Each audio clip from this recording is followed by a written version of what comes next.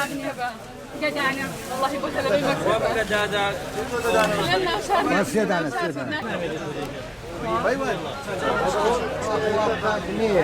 وديكي من جدعنا من ديكي مجابني باشا والله سعادة الرامي نقراني عشان كده ديونا بدو هزار يسبب بشوار هزار والله لو تجلس العصر أنا من بصد ولا جدزنا كذا والله هاتين دمام بياكين براستي قسم نقل بازاري داون نشكر برادر يكم لويا على لاششي باني وسر جيراوه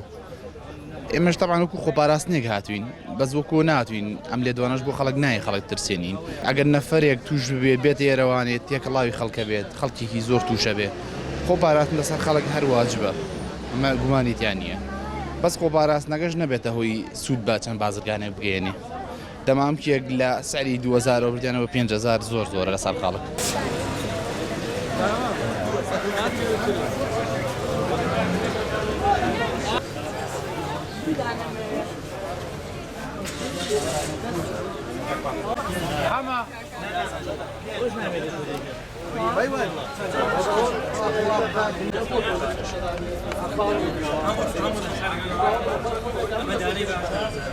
والله ماسك هتا توزل مبيش جمابو بلام براسي ودور روجا يعني هم مسلماني استيانه يكرن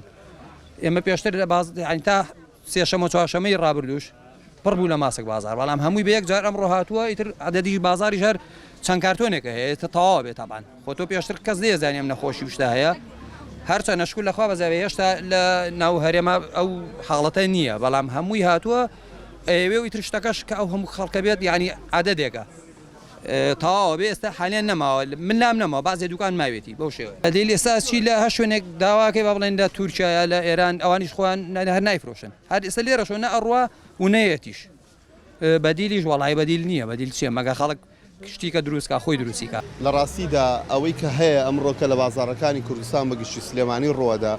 تنها حالتی آماده کردن و ترسی هاولاتیانه لو نخوشی که بلاو بوتو هیچ حالتی که سلیمانی تومار نکراوه همو آماده کاری کی پیز گیراو تبر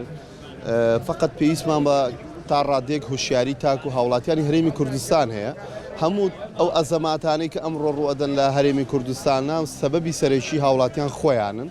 او فوزا و جنجالی و خرابالغی لسر پلاماردانی دمام و پیداویستکانی تایبت بم حالتا و خرابالغانی که هست سبب کی اوه که خلق ترسی هست اوه که بلای ایمو گرنگا مسئله احتکار و شارنویا اما امر بداداتشون بو حالتا کید بزانی هر دکان نارک هر کسی لو مجاله ایشکاو دیوید همو پیداویستی پزیشکانی که تایبت بم حالتا بیشاره توانی اجرات یاسایی پیسی لگلا دگری نبر